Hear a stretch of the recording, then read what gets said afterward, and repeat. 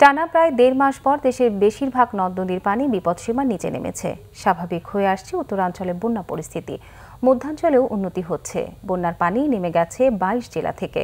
তবে উপদ্রুত এলাকায় দেখা দিয়েছে নানা রোগবালাই। চলছে বিশুদ্ধ পানি আর খাদ্য সংকট। করোনা পরিস্থিতি ও বন্যা কর্মহীনদের জন্য নেই পর্যাপ্ত ত্রাণ সহায়তা। তারপরও ঘুরে দাঁড়ানোর সংগ্রাম তাদের। পানি নেমে যাওয়ায় ঘরবাড়ি মেরামতের চেষ্টায় কুড়িগ্রামের বন্যার্তরা। তবে ভোগাচ্ছে খাদ্য সংকট ও রোগবালাই। পানি নেমে গেলেও ভালো নেই কুড়িগ্রামের নদ নদী অববাহিকার মানুষ। কাজ না থাকায় চরম বিপাকে বন্যার্তরা। গোখাদ্যের সংকটও প্রকট। অনেক ক্ষয়ক্ষতি হয়েছে। আমার যেগুলো এই যে পটল ক্ষেত সব শেষ হয়ে গেছে।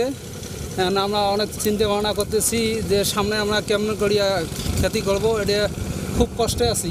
এখন মানে সবগুলো বালুকে বালু, আর মনে করেন ওই জমির মধ্যে ফসল হওয়া সম্ভাবনা নাই। সরকারি হিসাবে কুড়িগ্রামে নদী ভাঙন পানিতে ভেসে গেছে ৫ শতাধিক ঘরবাড়ি। বাস্তবে তা অনেক বেশি। নষ্ট হয়েছে জেলার ১৭,০০০ হেক্টর জমির ফসল। এদিকে গোপালগঞ্জের বন্যা পরিস্থিতিও উন্নতির দিকে।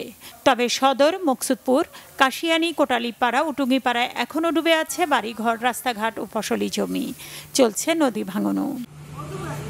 বন্যায় গাজীপুরে ক্ষতিগ্রস্ত হয়েছে প্রায় ১,০০০ বিঘা জমির ফসল। বন্যা পরবর্তীতে কৃষকদের সহায়তায় নানা উদ্যোগের কথা জানিয়েছে স্থানীয় কৃষি বিভাগ। নাসরিন গীতি, বাংলাভিশন নিউজ ডেস্ক।